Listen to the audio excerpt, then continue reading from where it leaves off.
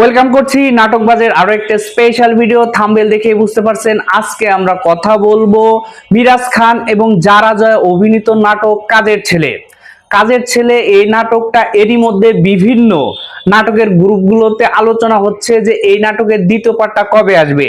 এরই মধ্যে এই নাটকটা কিন্তু 1 মাস হয়ে গেছে রিলিজ হয়ে গেছে এবং এই 1 মাসে এই নাটকের প্রচুর দর্শক পেয়েছি, যাদের প্রশ্ন একটাই, এই নাটকের দ্বিতীয় পর্ব কবে আসবে।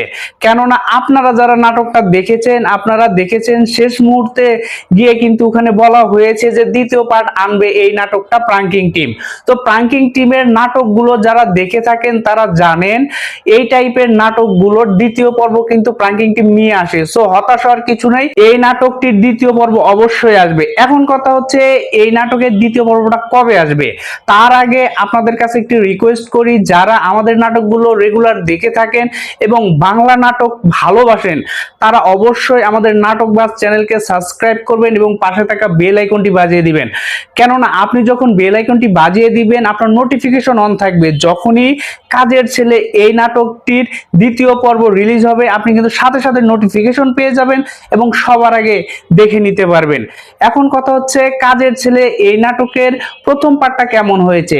আমরা যদি জাস্ট একটু সামারি করি তাহলে আমরা দেখতে পাবো এখানে মিরাজ খান যারা জয়াকে পছন্দ করে এবং তাকে তার ভালোবাসার কথাটা বলতে চেয়েছিল এবং প্রথমে রিজেক্ট করে, তারপর সে কিন্তু তাদের বাড়িতে কাজের ছেলে হিসাবে আসে এবং বিভিন্নভাবে তাকে ইমপ্রেস করার চেষ্টা করে এবং এই নাটকের শেষে কিন্তু তাদের পরিবার সবাই মেনে নেয় যে মিরাজ খানের সাথে যারা জয়াকে বিয়ে দিবে।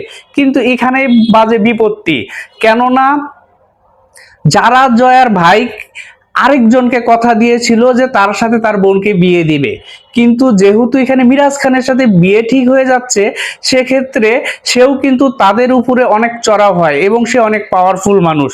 সো এই বিষয়গুলো পরের পর্বে দেখানো হবে, এখানে যারা জয়ের সাথে মিরাজ খানের বিয়ে হবে কি হবে না এবং তারপরে কি করতে পারে।